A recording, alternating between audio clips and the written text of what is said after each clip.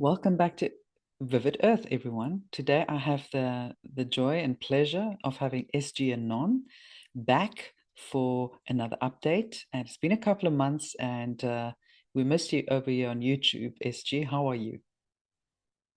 Doing well, Anina. It's good to be back. It's good to have you. We were just chatting before we started recording about you know, different things going on in the world. Spoke about the war in Iran. It's now starting to affect a lot of people in a lot of different countries on a lot of different levels.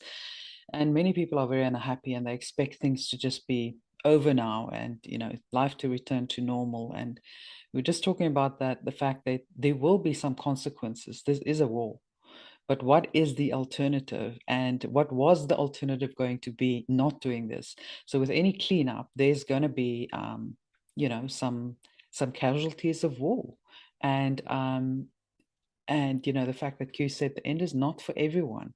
And I think what maybe he or it meant with that was that a lot of people were not maybe going to hold their faith until the end. They were going to fall out of the bus before we even get to the end because it will get quite um, sticky and really difficult towards the end. Darkest before the dawn, isn't it? What's your view on that? Well, it's very interesting, and I think that that's a great place to start the discussion and frame the overall conversation today. When Q came out and told the world that this was going to transform planet Earth, and that's essentially, I'm paraphrasing several drops, sort of combining those meanings, but that was the takeaway. This is going to be a transformative process that will lead to a new way of life and a new way of understanding between one another as we go forward through our life journey here as humanity on this planet. I think a lot of people, sort of got pigeonholed into the idea that it was going to transform politics but leave other areas alone, or that it was going to transform finance and clean out the political election system but leave business constructs or corporate constructs intact, or worldwide energy markets and how they've been fleshed out over the last 150 to 250 years. And that's simply not the case. As we look at what's happening in the world, this is a transformative period of time that is essentially going to act as a pivot point for all of humanity from an overall civilization standpoint. This is a fork in the road of destiny, if there ever was one. And when you said just a moment ago, people expecting things to go back to normal, we are not going back to normal. There's not going to be a pre-2020 normal that will ever be achieved on this earth again. What's Yeah. happening now is the construction of a new normal and a simultaneous deconstruction of the old world, of the old normal, if you will, the old norms, the expectations that we all have about things like life, finance, economy, law, court systems, our interactions with one another, even in some cases, spirituality itself. And so, looking at what's happening in the Iran war, or the situation that kicked off with Venezuela, which was very short lived, sort of like a flash in the pan, or what President Trump has told the mainstream press several times just in the last few weeks, that Cuba is next. The expansion of military operations coming to Ukraine very, very soon. Russia just called up another 200,000 reservists and placed them on active duty and deployed them to what is southeastern Europe. It's southwestern Russia, but southeastern Europe. Looking at what's occurring right now, these are the punctuation marks of that move towards a new world, a different way of doing things. It would not be possible, for example, to revalue worldwide financial ecosystems without taking the problems out of the old ecosystem. And Iran was a huge, huge problem, and not just the only one.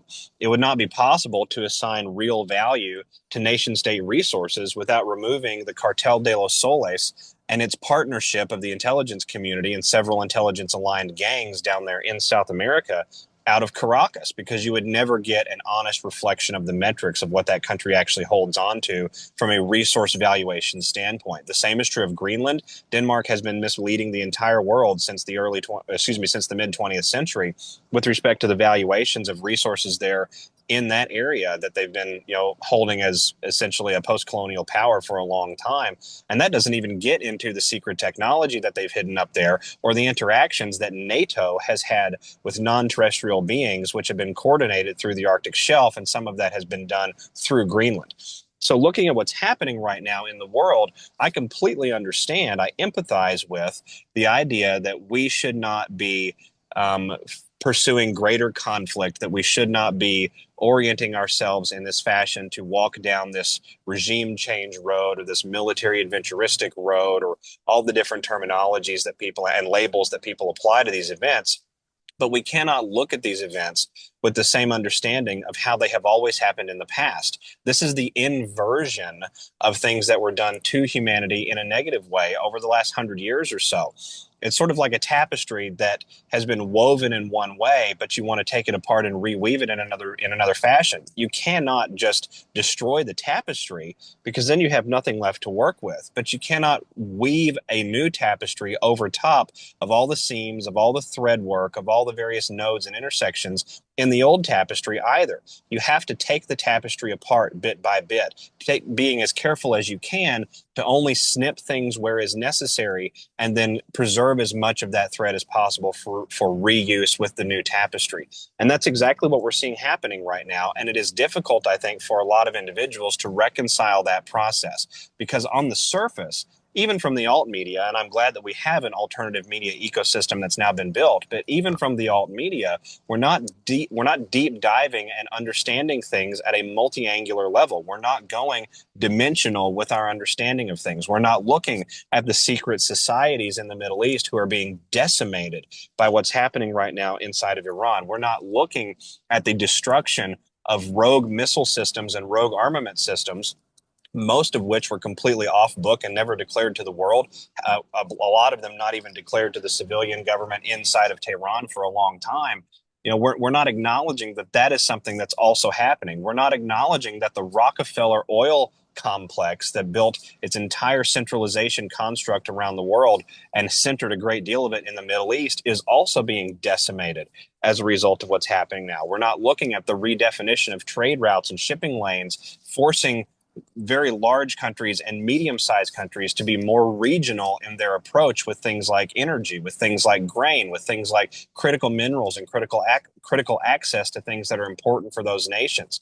So these all of these and more are considerations that have to be baked into the pie. And if we're not looking at those and allowing those to be incorporated into the recipe, it's very easy to walk away with this sort of incomplete misunderstanding of what's happening and a very significant emotional reaction that may not yet be necessary. Yeah, absolutely. Very well said. And you know, it's quite interesting how Trump is trolling a lot of people at the moment, and a lot of people find it quite distasteful, and but we are in the fog of war, so you cannot take things literally. People just need to understand, and perhaps it's okay. We don't. It's not even. We don't even need to correct people because we know this is the darkest night, darkest of night before the dawn right now. And this is the fog of war. No, not everything is as it seems. In fact, very little is as it seems. So, people need to understand there's something very, very big at play here. And when they realize what has been happening, truly happening behind the scenes, and not just the missiles flying back and forth, they will be, absolutely shocked when they realize what has been going on underground, what has been destroyed, what has been retrieved in terms of gold, what has been destroyed in terms of weapons. The magnitude of that is just incredible.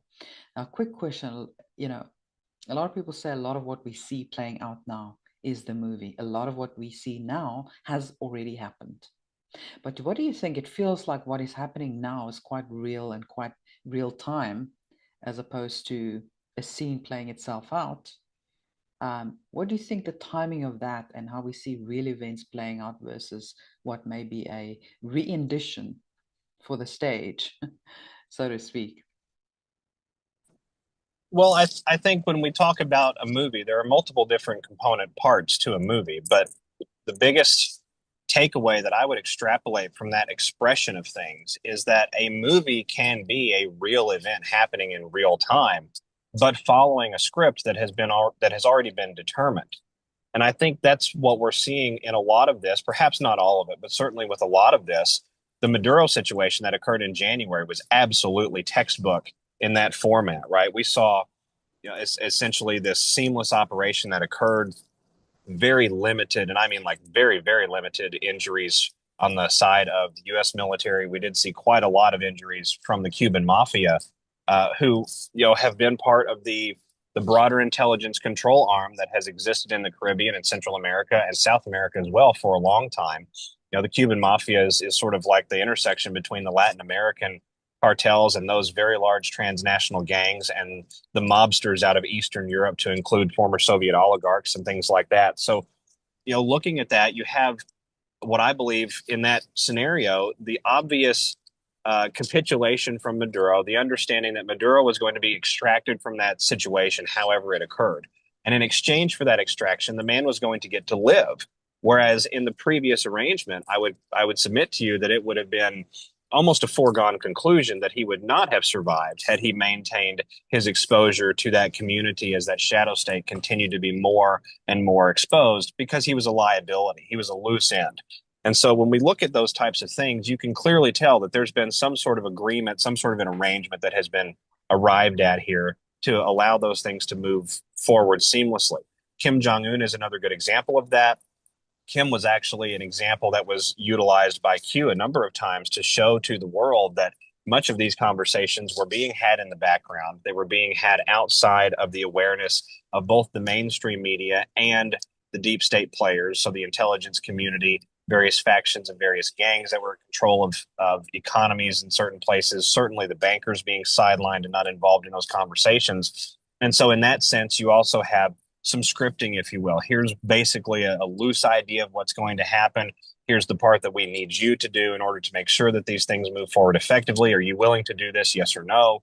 And then you end up with some sort of, tentative, sort of like tenuous agreement about how to move forward, but an agreement nonetheless. And President Trump described his relationship with quote unquote Little Rocket Man very positively after the meeting that occurred in Singapore.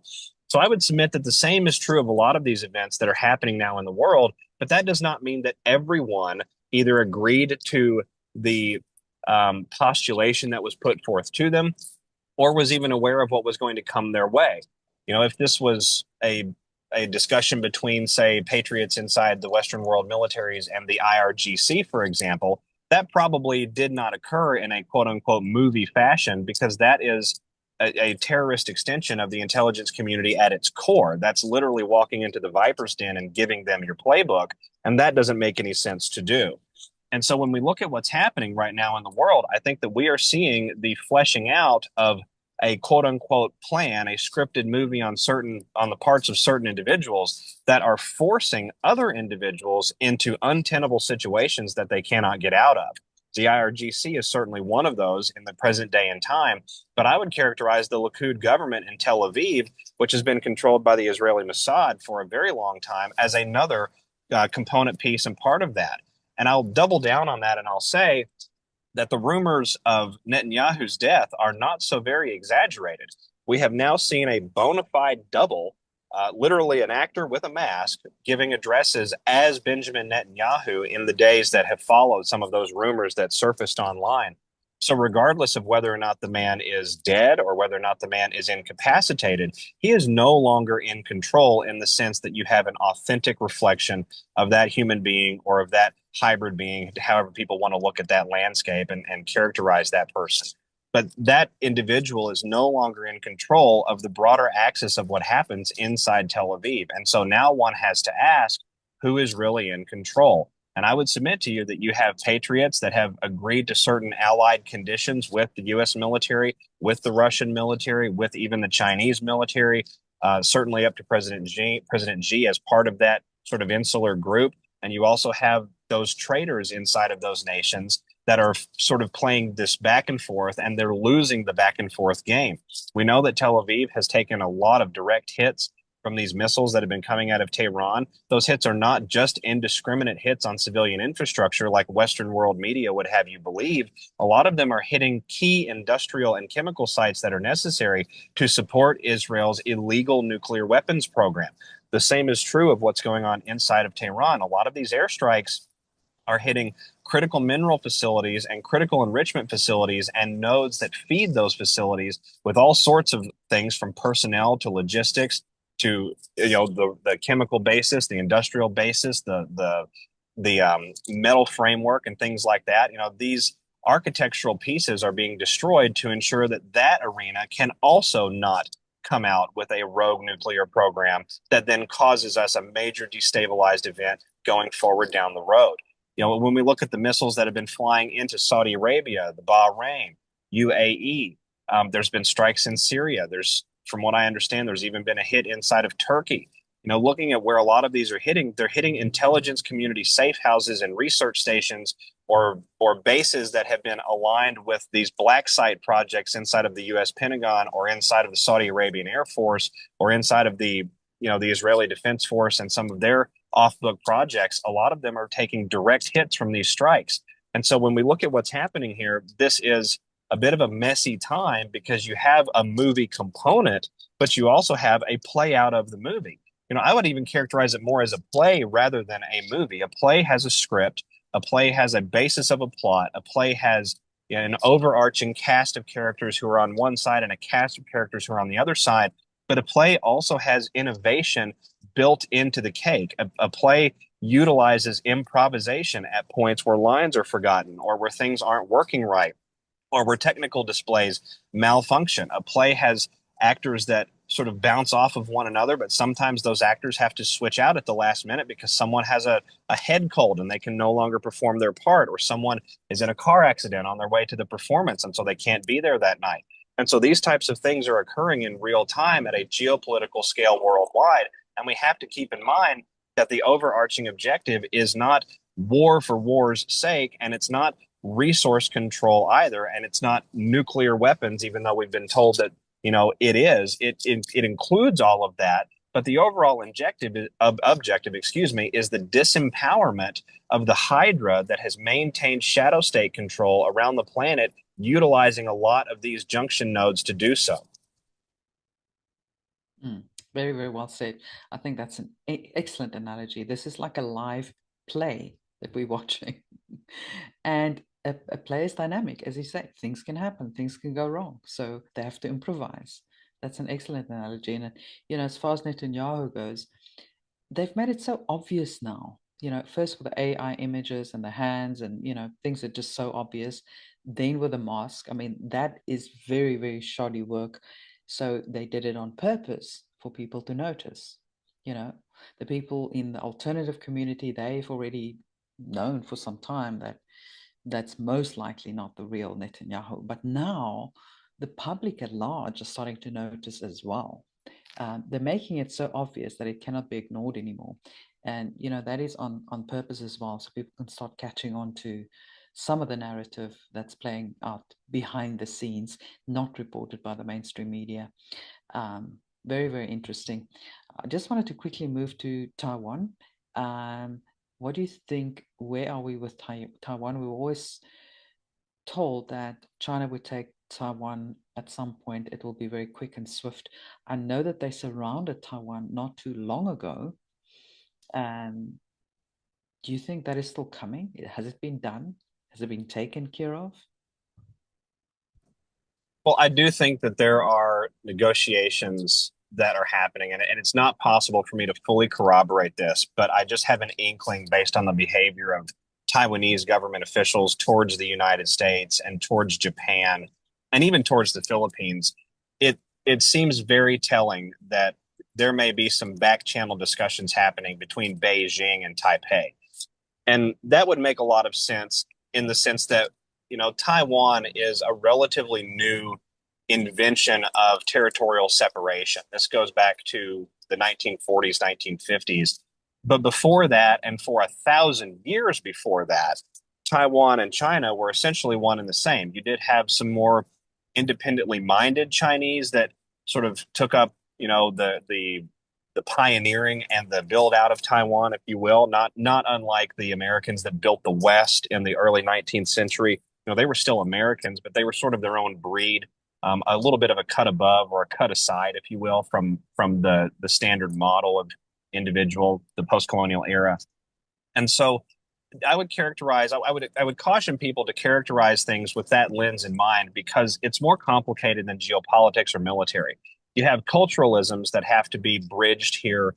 You have some very deep divisions in consciousness that have to be bridged as well, because for as much rhetoric and saber rattling as we see from President Xi in Beijing, it is not their goal to just eradicate Taiwan and then move in and take it over. They want to reassimilate that culture and bring the benefits that have always been Chinese in that sense back from Taiwan onto the mainland and vice versa.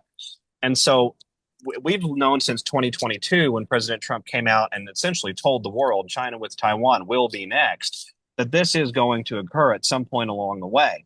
But we have to balance that against the economic situation and the military situation inside of China itself.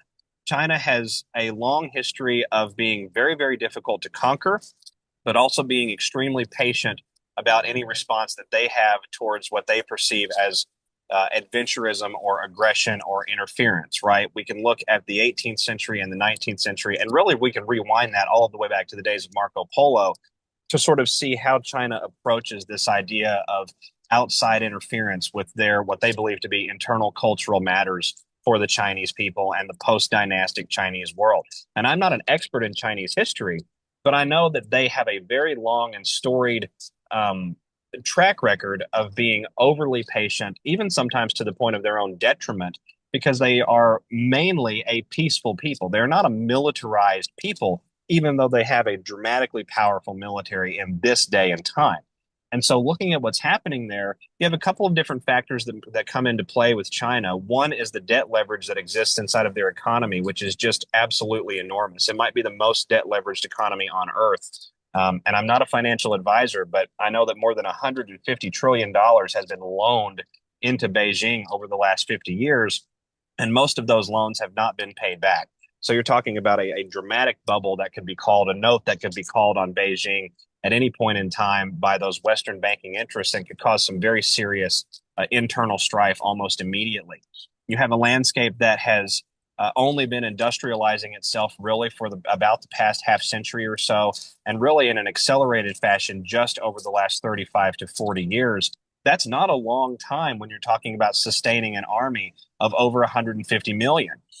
Or excuse me, a population with a potential for an army of over 150 million, or when you're talking about these massive metros like Guangzhou and Shanghai and Hong Kong and Beijing and others, which have millions of people conglomerated together, that requires a lot of resource sustainment and a lot of industrialization just to maintain the status quo that exists there. So any hiccup along that way could be very, very devastating to any forward plans that the Chinese military may have outside of the country.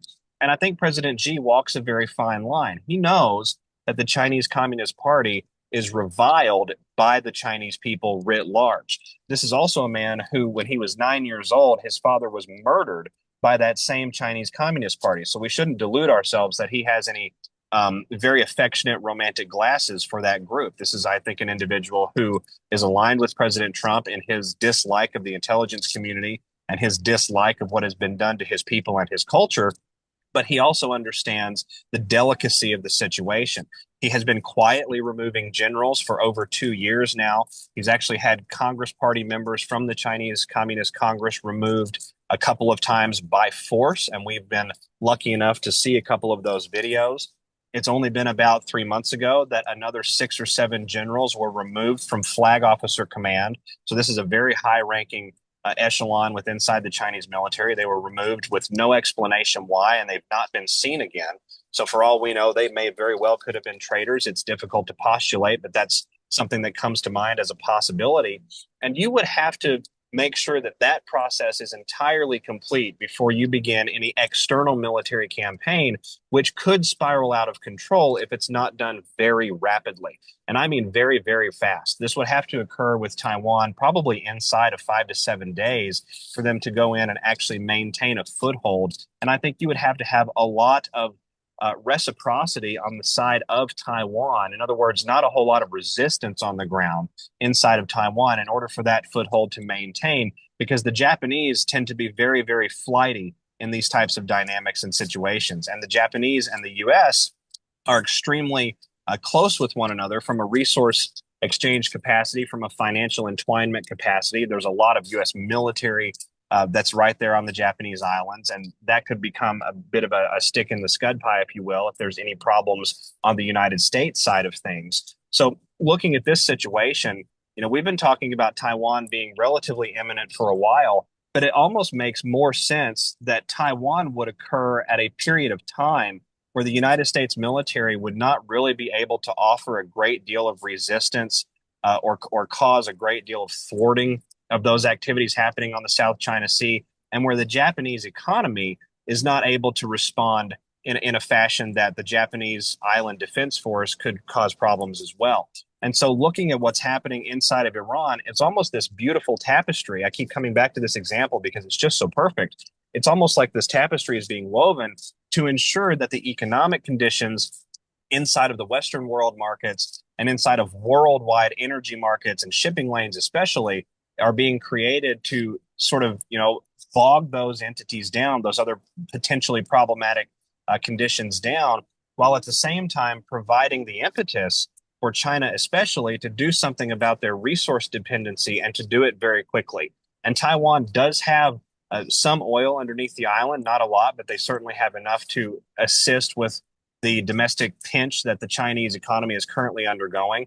They also are very rich in precious minerals that come out of the seabed. There's a lot of mining that occurs in the South China Sea, a lot of dredge work that occurs down there, and so that would be a huge benefit to the Chinese economy as well.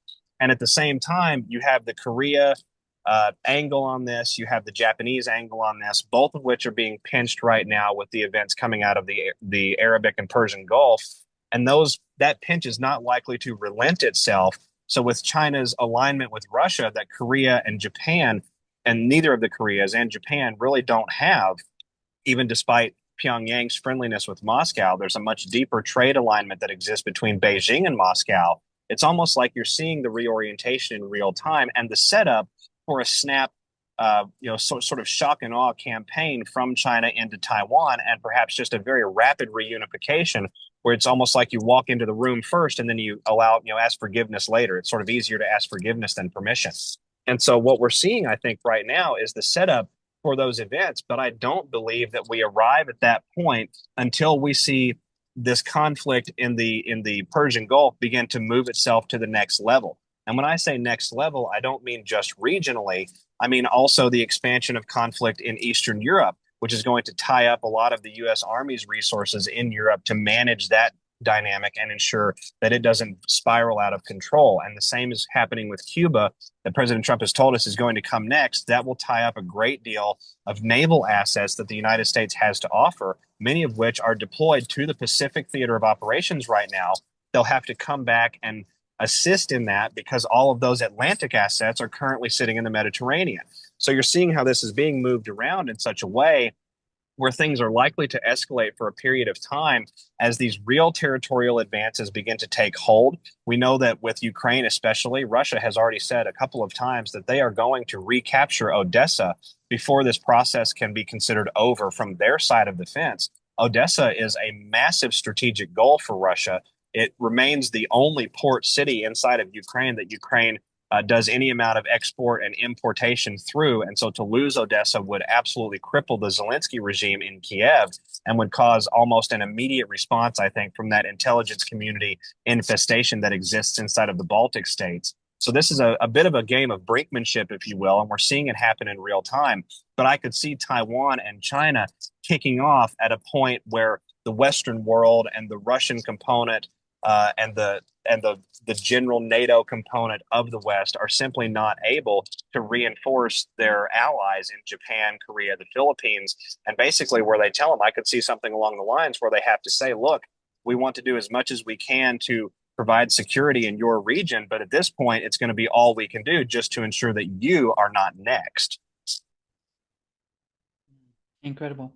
And I think we chatted about this before we started recording, but how the deep state has set up shop in all of these countries over 100 years, systematically and strategically, changing the trajectory of entire countries, of entire cultures, like Persia, Iran being a prime example, China, the CCP, how that transformed.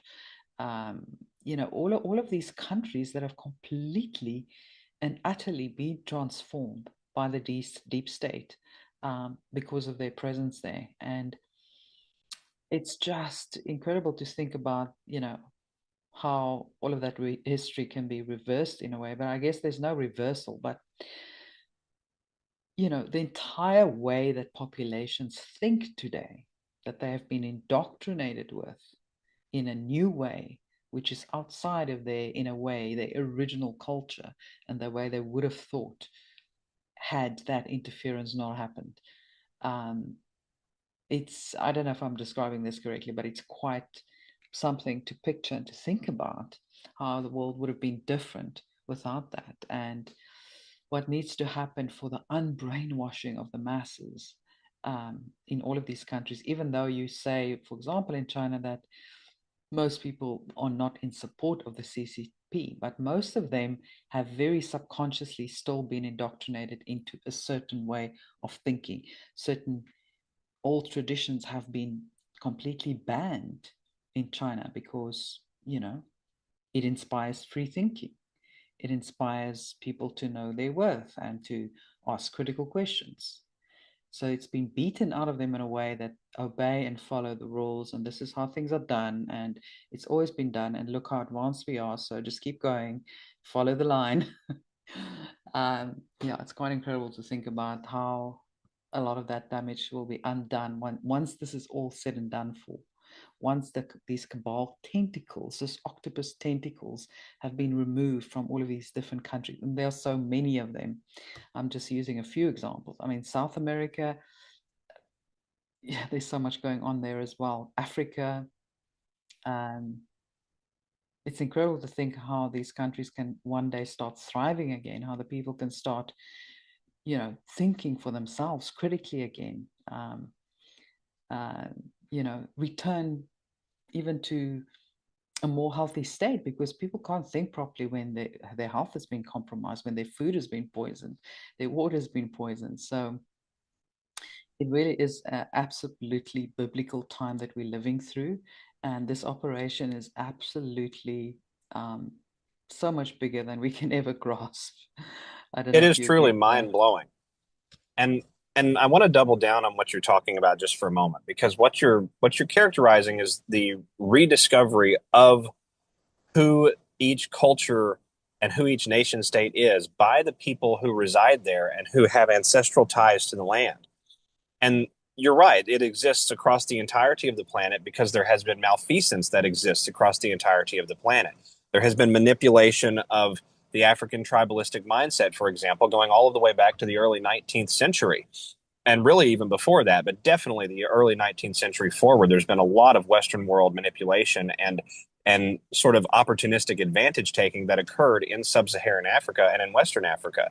The same is true of South America post 1920s. The same is true of Eastern Europe post World War I and World War II, especially.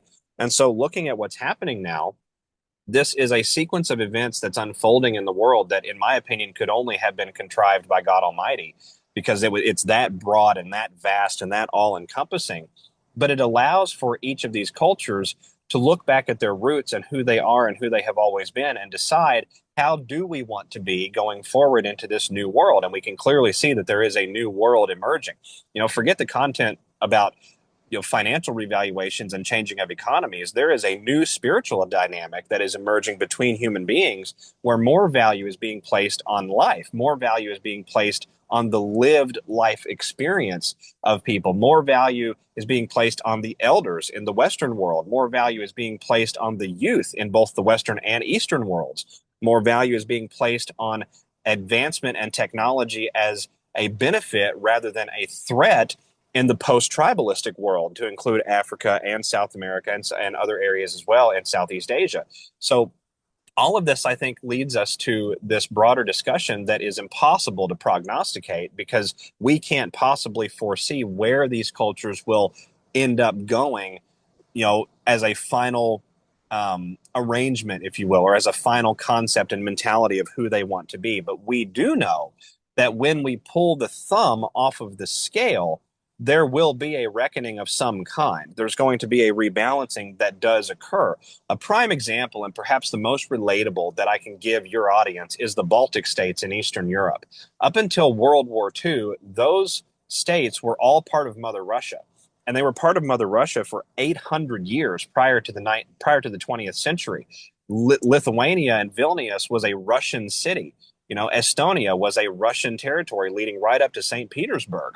Latvia has always characterized itself as Russian. The people of Latvia, even just a few years ago, there was a poll conducted inside of Latvia. 68% of Latvians identified themselves as Russians first and sort of as Latvian second, much like a Texan would identify themselves as an American first, but a Texan second. And so the same thing, and we've talked about this with Ukraine as well. The same is true of Ukraine, but the Baltic states have been bathed in this radio free Europe propaganda about who they are and who Russia is and how the Soviets have been doing things and how the West has been doing things for over 50 years at this point, really in a hard way, actually more than 70 years at this point.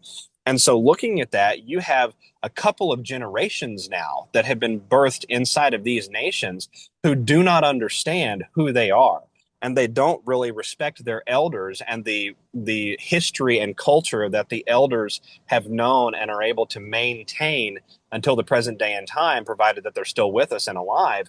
There's not been that respect for them because that has been drummed out of most of those post World War II Eastern European cultures as well. It's all about the new, it's all about the advancements. It's all about getting rid of the old, archaic, useless ways, right? This is the same sort of attitude that was applied to post World War II Britain, post World War II America, even. And so, looking at that broader lens, you have massive cultural identity. You have a cultural identity crisis that exists inside of the Baltic states. And that has to be reconciled in this process. And whether it is reconciled through some sort of territorial reclamation by Russia at gunpoint, or whether it is reconciled through a diplomatic cooperative that brings the Baltic states out of NATO and maybe establishes them as their own separate group that asks for protectionism from Russia but wants to maintain their autonomy to a degree. We really don't know how that's going to happen, but the resurgence of I am Russian first is going to occur. The same is true with the Ukraine, and we could look at all of the Ukrainian cities going back to World War II to understand that this was Mother Russia before the Soviet Union had itself piecemealed throughout the 20th century. And even after the Second World War, the Soviets were very, very adamant about not giving up certain components of their westernmost borders, and Ukraine was a big part of that. They were willing to part ways with the Baltic for various reasons that are sort of beyond my pay grade geopolitically, but I know that those partings occurred, but that was not the case in the central component of their westernmost border, which is modern day Ukraine and Belarus. And so, looking at what we have now, that area does not understand who they are and has not understood who they are for a couple of generations. And that problem exists worldwide in most cultures, to include the Chinese, to include the Taiwanese, to include even the Japanese to some degree, because of their very close relationship with the NATO, sort of like the NATO of the Pacific, if you will, South Korea and the United States and Hawaii and things of that nature. Korea is another good example of this. Until the early 1950s, Korea was one country and had been one country for 1,500 years. This was the same culture, the same group of people. And I think as we go forward here, you're going to see reunification of the Korean Peninsula, whether that comes again at gunpoint from North Korea or whether that comes as a mutual Anschluss style arrangement that brings the two of those nations together and maintains the peaceability of that arrangement, but nonetheless binds those cultures as one nation again.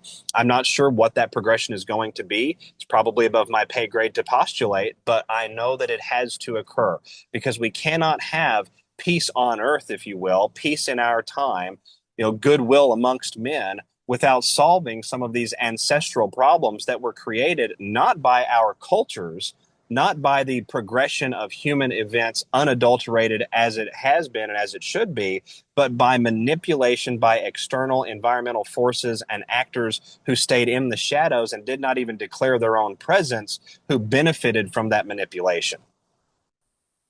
Yeah, very well said. And actually, that makes me think about, the concept of countries is actually a relatively modern concept. So if we look at a couple of centuries ago, a good couple of centuries ago, it was more territory driven than it was country driven. So what we perhaps know as Russia then was more like a Russian territory, perhaps. The way China is now, because China is as big as a continent. China is huge, as a country. So I think the way it used to be is more that the world was managed in terms of territories, not countries so much.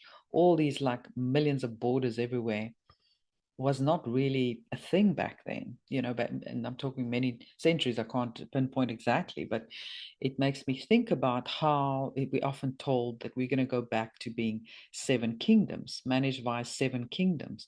So, at some point in the next decades, I don't know what, maybe it's sooner, I'm just being conservative, perhaps we won't have countries that are so tightly managed in terms of its borders with a president for every country, but rather a kingdom which will be like a territory, the Africas, Africa and Middle East and sort of Russian, sort of that Eastern Europe bloc, um, you know, Asia. So much more managed in terms of territories. And I get this feeling we kind of going back in a way. We're not inventing something new, but rather going back to how things used to be. And that perhaps the whole idea about splitting the world into so many different countries is actually also part of a nefarious plan to divide and conquer. What do you think about that? Well, I have to say, it probably gets a little bit into philosophy, which isn't my expertise by any means, but I love to engage with it because it causes us to be a little bit self-reflective about the dynamics that we have in the world as it stands right now. And I think that, as we look at what happens going forward, whether we maintain territorial boundaries and call them countries, whether we, reestablish different territorial boundaries and we call them spheres of influence or regional spheres of influence that are either assisted or managed by a coalition like the African Union, for example, or, the ASEAN, I think it's ASEAN sphere. It's the Association of East Asian Nations, I think is what it stands for. Regardless of how it comes out and comes to bear, I think you're going to see a unification of cooperation in the sense that you may have countries that decide to change their overall demographic and their overall makeup, like with the Korean Peninsula, for example, or with what used to be French Indochina, and a lot of that being a part of this sort of post-Chinese dynastic area that existed in Southeast Asia that has been fragmented into several different distinct Asian cultures, all with distinct languages. Again, it's probably not my expertise to opine too much on it, so I don't want to mislead your audience, but I would not be surprised if we start to see a lot of this remanagement or stylization of management begin to emerge forth in the world, not unlike what the United States is doing with the Western Hemisphere. Under President Trump right now, the United States is essentially adopting the role of the big brother of the Western Hemisphere. Don't mess around in our hemisphere, and all of these nations that are in our hemisphere with us. There are allies, there are friends, there are neighbors, but they're also distinct groups that we characterize as Western Hemisphere groups. And so they're all in our clique, if you will. They're all in our club, and we're going to stand up for that club. And we're also going to clean out that club whenever that club threatens the rest of the group as a whole. Sort of like the big brother that walks in amongst the 10 warring siblings and knocks the heads of the two biggest ones so that the other eight fall into line and sort of knock off the conflict. I think that's the same role that the United States is playing inside of the Western Hemisphere. I think it's the exact same role that Russia is playing in Eastern Europe right now and in portions of Africa and certainly the Caucasus area, extending down into the Middle East and even the Mediterranean to a degree. Russia is shaping the politics that occur in that area. They're certainly facing down the teeth of the intelligence community inside of Eastern Europe and inside of the Baltic area of influence and even up into the Scandinavian area of influence, which includes a lot of that same infestation, especially in Sweden. But what is happening, what is coming out of Russia right now, is this forced recalculation by all of these various regional actors about how they're going to operate. The African component of that is a big deal. because Russia has essentially ensured that certain African nations who seek to disconnect from Washington, D.C. and the West do not go belly up and run into situations of famine or just out of control civil war and anarchy, because the Russians have stepped in and they have offered grain supplies, energy supplies, equipment, militarized training, in some cases, even sending small components of military divisions to assist those nations with maintaining order as they go through that transformative process. And so that creates a sense of loyalty, not necessarily, I think, a sense of dependency, but a sense of I can rely on you in a pinch if something happens where things sort of go off of the rails. I think that you're seeing the same thing beginning to emerge with the broader Asian sphere, and it would not surprise me if Japan and China eventually come to some sort of maybe it's at first a tense agreement that turns into a mutually beneficial agreement where they agree to sort of maintain the status quo in the far East Asian rim and in the broader Pacific theater, because that has ancestrally been the home of both of them. And not to disinclude the Koreans, but it really has been the Chinese, the Mongolians, and the Japanese who have maintained the stability and the overall imprint of how things flow forward in time and linear time throughout the entirety of East Asia and Central Asia as well. And there's this broader cooperation now that exists between Beijing and Moscow, which I think really helps to sort of ballast that, keeping Beijing afloat as they seek to divest themselves from U.S. treasuries, to navigate the current energy market pinch.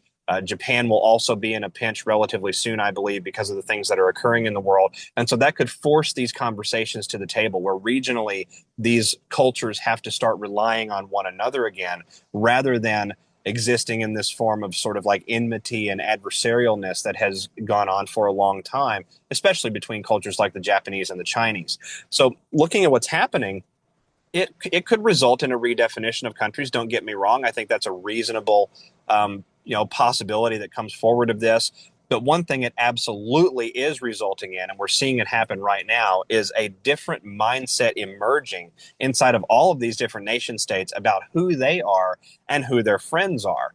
And so as we look at Western Europe and their proximity to the United States through NATO, but yet sort of their unwillingness to do to move in any direction, if you will, with respect to what's going on with Russia, with respect to what's going on in the Middle East, with respect to the things that have happened in Africa, the post-colonial African resurgence here that's gone on in these last few years. I think that Europe is sort of undergoing an identity crisis of its own in many regards, and I think it's likely that we see certain cultures in Central Europe and Central Northern Europe, like Poland, for example, and the Czechs and the Slovaks begin to gravitate more towards that friendliness that they've always had with the Russians. The French actually were even very friendly with the Russians up until I believe it was Tsar Alexander III, if I'm not mistaken.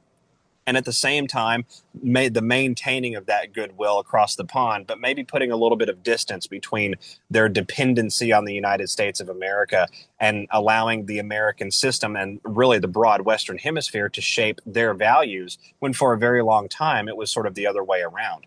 It's very interesting to see how these things are playing out and how cultures are beginning to re examine their history, re-examine who they are and what they are about. But where that goes is probably an answer best reserved for God Almighty. Hmm. Yeah, indeed. It's very complex and very nuanced, and it's going to be interesting. What I can say. I want to take a little bit of a different direction. I know we don't have too much time left, but I wanted to ask you just about the comms that we are seeing coming out of the White House. They've just launched an app, which is interesting. So, kind of direct communication to the public, if you will, not relying on the mainstream media to, interpret and anything as such. Direct line of communication. We've seen a lot of interesting comms around, let's just say, celebrities that are supposedly dead. Trump celebrating last week, with Elvis at the at his estate. I forgot what he's called now, but he signed one of his guitars, and I think that was also on the anniversary of his first album coming out, if I'm not mistaken. There's been some comms around Michael Jackson just a day or two ago. And then, of course, JFK Jr., the movie that's just come out. And it just feels like the narrative is building towards something. And many people believe none of these three characters are actually deceased. Have you got any commentary on that? I just find it very curious how these narratives are starting to build. You can see them being seeded into the media and how they are building and building and building. And you're wondering, where is this going? And when is something going to pop off and be announced? Well, I think that's a fascinating question, and it starts getting into the meat and potatoes of a lot of what Anons have been telling the world for a long time. Things are not as they seem. Um, there is such a thing as people faking their own deaths. There is such a thing as people being extracted into programs like witness protection for one reason or another. These types of occurrences in the course of human events do occur, and they actually occur with greater frequency than a lot of people would be willing to acknowledge. At the same time, it is very difficult to walk back some of those cultural understandings without some sort of major event or major sequence of events playing out. So I would characterize, all of the examples that you gave and many more as, crumbs along the way to show us that patriots are in control, not necessarily to show us about perhaps an upcoming reveal of any kind or, a major change in cultural understanding about the idea of who is alive and who isn't alive. At some point, we may see some of that. I wouldn't put anything past anything in this day and age, given the things that we've all endured since COVID. But I would not. I probably would not gravitate towards the idea that we're going to shock the consciousness with those types of realizations prior to other major things being accomplished. And one of those things is the disclosure of extraterrestrial life. Humanity has to come to understand that we are not alone in the universe, and that we're not alone under the cosmos. We are a part of a grander chorus of all creation, and that chorus is beautiful and wonderful and balances out, God Almighty in a way that I think that we've often sort of placed him in a box, and that's not necessarily a good characteristic. I'm trying to be very deliberate about the terminology here, but fundamentally, that realization, when we cross that Rubicon of understanding as a collective humanity, it will unlock so much more. It will unlock the nature of the earth and the discussion about, well, what is the true nature of the earth? Does it have layers to it? Are there chasms beneath the earth that are functional as civilizational components themselves? Do we have areas of this world that are not explored? Is our current earth map incorrect or perhaps incomplete? What exists out there beyond just our, astronomical understanding that we've gleaned since the early 1950s, when we know that the intelligence community had a vested interest in preventing humanity from understanding that they were not alone.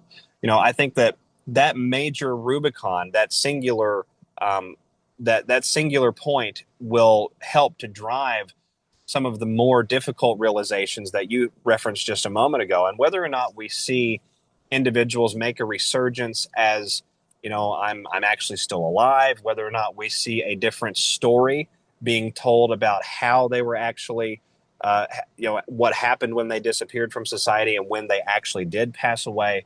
Those are questions that are probably reserved for someone a little bit deeper into those particular research nuances, and that's not my forte. But I can say that the openness of the consciousness to accepting a new story, to accepting a new um, history and a new sequence of how things have progressed over the decades with respect to individuals that were suddenly gone from public life and were very beloved, is going to hinge, I think, a great deal on how we view ourselves collectively as a human civilization occupying this earth and living upon this earth. This earth was given to us, but we know from various spiritual books of faith, we know from a lot of archaeological history, that it was not given to us in the sense that we were the only ones here. We know that there have been confrontations that have occurred in days of yore where entities that did not wish humanity pleasant niceties and good feelings were attempting to seize control of the planet away from us. We know that even in the very earliest days, that the Garden of Eden, it eventually became the domain of something else because Adam and Eve were escorted and ushered out of the garden by God. We know that these types of infiltrations have occurred in the bloodline mankind and of humanity, because that's what our deep state Luciferian occultic enemy believes. And they have access to a great deal of this history because they themselves have been the ones hiding that history. When we see the records eventually that emerge from beneath the vaults of the Vatican, and I'm looking very much forward to those days where we see that disclosure beginning to sort of pick up in the public narrative. I think we'll be very surprised at about how much of, say, the books of Genesis and Job and others in the Bible, or the very old books in the Zohar or the Mahabharata, the omitted text from that, or the Apocrypha that was omitted from the New Testament.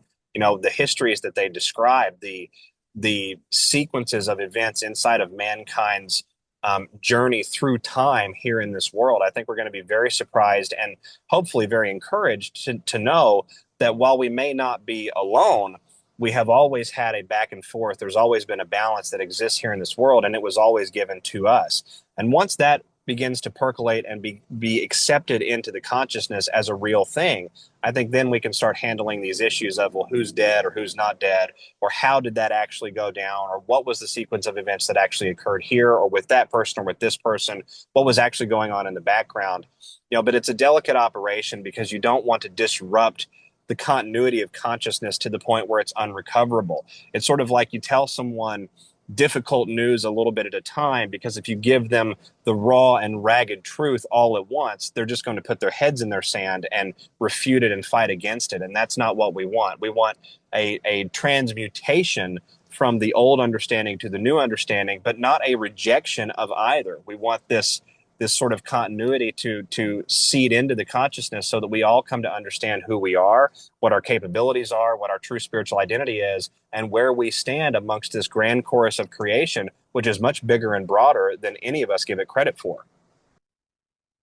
Yeah, very well said. And definitely the UFO/alien agenda seems to be also a narrative that's currently being seeded and built over time. We know that the files are going to be released, all the hidden and secret files are going to be released related to all of these topics. And so, yeah, the question is just when and how. But it looks like we're in for a very eventful April. Um, it definitely looks like it's going to be a big one. Certainly, perhaps, well, I think certainly as far as the financial markets, we will see something happening, perhaps something to do with the files related to UFOs, UAPs, aliens. There has been whistleblowers disappearing, and all of these things are kind of being seeded into the consciousness as well. Um, but it's very encouraging to see that we are being readied for some of the information to come out in the public. A lot of the information that many of us may already know. Um, it will be really, really rewarding to see some of this come out in the public space. And you're right, some of this very sort of raw and shocking news has to be delivered in bite-sized chunks in order to be digested by the masses, because some people can't seem to understand why they can't just come out with all the truth and give it to people as it is. But they live in their own reality, and if they know what the alternative reality actually is like to be living in on a day-to-day basis, I think they'll have a much better understanding why it has to be done in this way, why it has to be done in the bite-sized chunks, so that the consciousness of the collective can catch up to what they're about to hear, which is, you know, absolutely going to be mind-blowing and exciting at the same time. So yeah, I'm looking forward to April, no doubt. Um, and I'm sure you do too. Indeed, and it's very interesting on this topic. If we can close this segment off with recapping sort of this broad understanding that people have to come to. The Vice President of the United States was just on a broadcast a few days ago, I think with the journalist Benny Johnson, discussing the concept of UAPs, UFOs, aliens, extraterrestrials, things like that. And this is a man who comes from a Protestant Christian understanding. He's very relatable with evangelical America. He is very much what I would characterize as a mainstream figure to be having these types of conversations. And he referred to the concept of non-terrestrials as, potentially demonic entities. And we Mhm. know just from what we've seen in the Epstein releases that there has to be some sort of spirit of evil that afflicts individuals out there. And we also know from our holy book itself that there was a tainting of the bloodline at some point along the way of the crystalline bloodline of Adam on down through the centuries and the generations. The flood of Noah was not the only great deluge that occurred, but it occurred because of what Noah represented, this unadulterated bloodline from the creation of humanity at its inception, ostensibly by God Almighty, and that Holy Spirit animating, into the earth as we were told that it does. And so, looking at Mr. Vance's comments, Vice President Vance's comments, this is a way to roll out the red carpet, if you will, or crack the doorway for that group, that demographic of the population to come around to accepting that they are not alone in the world. And it's also, excuse me, it also positions us to have a broader discussion about, well, if there are demons, are there angels? If there are evil entities, are there light based positive entities? Do we have allies in this broader discussion about who we are amongst the grand chorus of all creation? We know certainly that we have enemies. We can see that just from COVID and the luciferase that ended up in vaccines. We know for sure that there are opponents of humanity, but do we have allies? And if we do, what do our holy books say about them? Do any of the omitted texts from our holy books talk about who these allies maybe are or who these opponents maybe are? Do we have lore that we can draw from Native American cultures or from First Nation indigenous traditions, mostly oral traditions, to sort of glean an understanding about how this has all occurred? And Vice President Vance capped that segment of his discussion by saying that he was going to personally tour Area 51. Now, that in and of itself is not as magnanimous, I think, as a lot of Anons would like it to be, because we know that a great deal of that research was moved out of Area 51 during the H.W. Bush administration in the early 1990s. But some of it still remains. The point is, it is a facility that the United States government told the world forever didn't exist. We know that it did exist. We know at one point in time it did play host to research on terrestrial biologics. We know at one point in time it was used for reverse engineering and examination of non terrestrial technology. And at the same time that Vice President Vance is saying he's going to personally go there and put eyes on it, we've got a number of congressmen from the U.S. House and U.S. Senate, Congressman Burchett being one of them, who have been very open and vocal about their belief that there are non-terrestrial civilizations or components of a non-terrestrial civilization that exist here in the world and that are living underneath our oceans right now. So, looking at what's happening, you can sort of see how the broad understanding is being slowly changed over time, but it is not refuting the basic spiritual lens and the religious understanding of most of the Western world and a great deal of the global South as well. It's sort of seeking to incorporate it because it is all part of the same truth.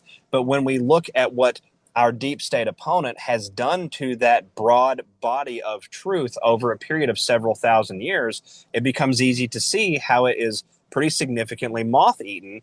And we have to come from that understanding and begin to put those pieces back into that thread, into that fabric again, so that we understand, what our history has been in relation to these entities, what our history has been in relation to control of this planet. How long have we not had control of this planet? How do we maintain, autonomy and control of this planet in a way that is reflective of what God would want and what God's will, I think, is for all of humanity? And those questions have to be entertained by all of us in a unified fashion. It's really actually epic to watch because it is a transformative event in the course of human destiny that has not ever been had in a conscious way ever before. And the positives, the reverberations for the positive proliferation and longevity for humanity, the progeny of humanity is the word I'm looking for, that can't be understated, or excuse me, overstated in any capacity. We're talking about redefining what it means to live life here in this world and redefining our understandings of how grand and vast and majestic this universe that we all live in really is. Very well put. And you're absolutely right. This is like a massive multi-pronged truth seeding campaign to different target groups at different levels of consciousness and understanding.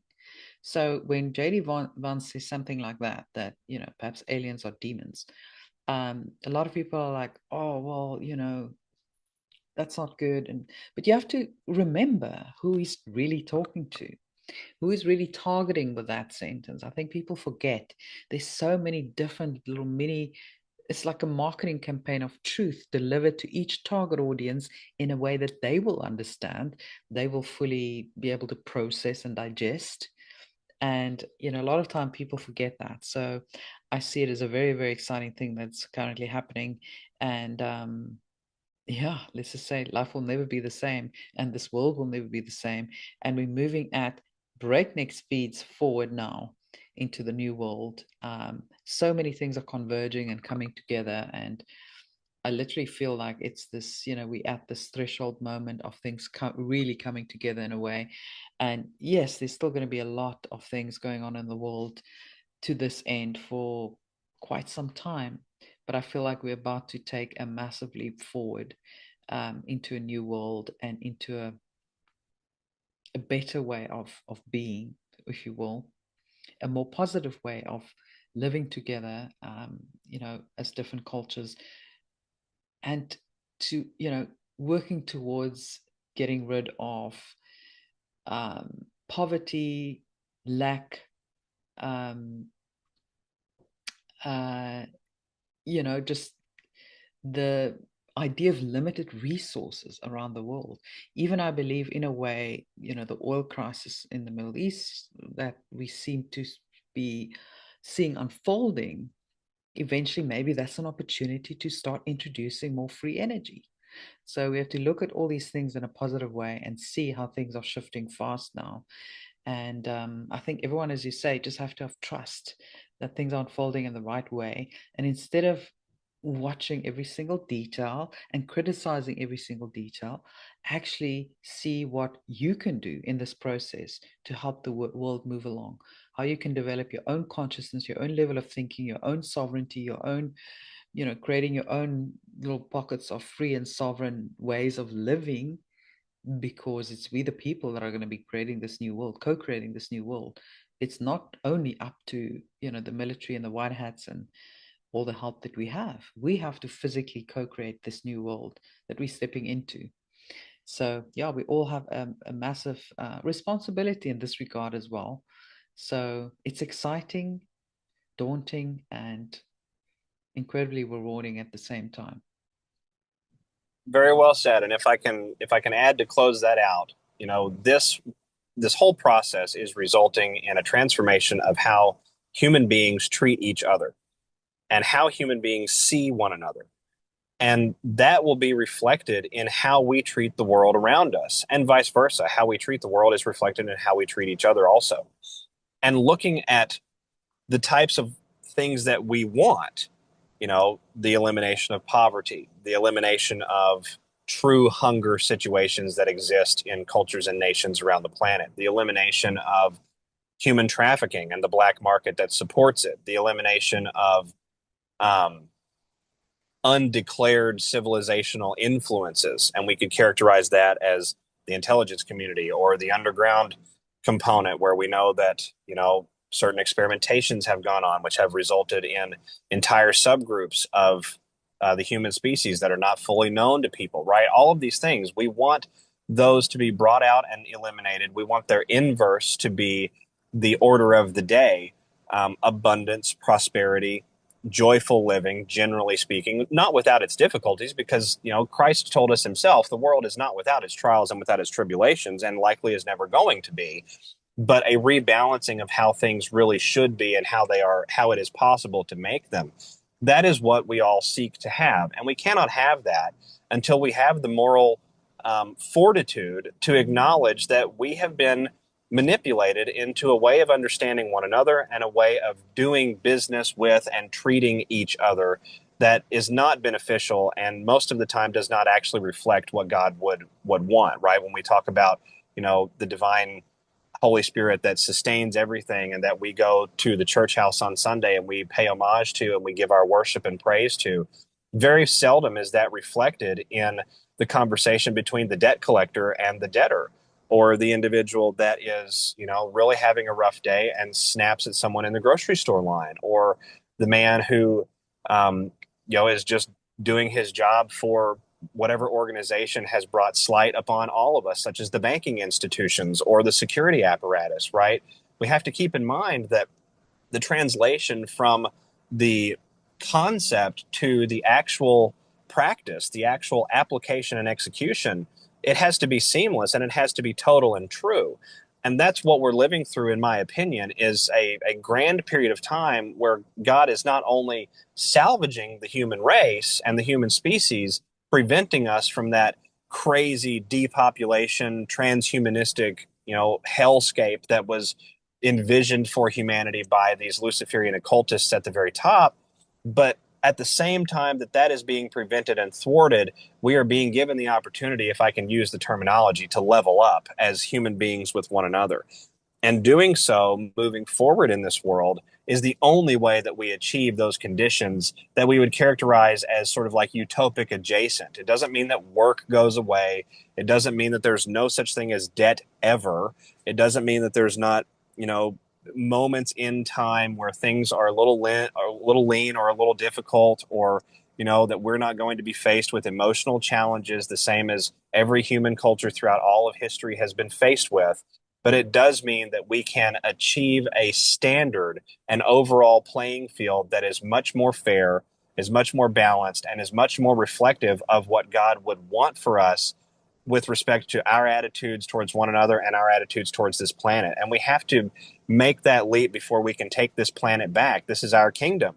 But are we really ready for the kingship? I think that's the thing that people have to acknowledge and reflect about. And if you can sit back and say, yes, I think I'm ready for the kingship, then I would certainly love to meet you, because I don't know very many people who truly have achieved that holistic viewpoint. I certainly have not have achieved that holistic viewpoint and understanding where they consider their learning journey sort of complete in that way. I think that we all are sort of learning as we go, but we are being made better because of it. And it's just a matter of maintaining our faith in the outcome, maintaining our vision for where we know we want to go, and refusing to settle for anything less, but not in a militant and violent or forcefully resistant way, because that's not how God has taught us through a number of different spiritual masters. Christ himself being, I think, the ultimate, the apex of those masters, the example that he gave us throughout the entirety of the New Testament. That is simply not how we're called to be. And if we can rise to that new level, that higher method of operation with one another and that attitude with one another, the things we can accomplish here on this planet are just limitless. Very, very well said. Thank you. I think that closes out beautifully.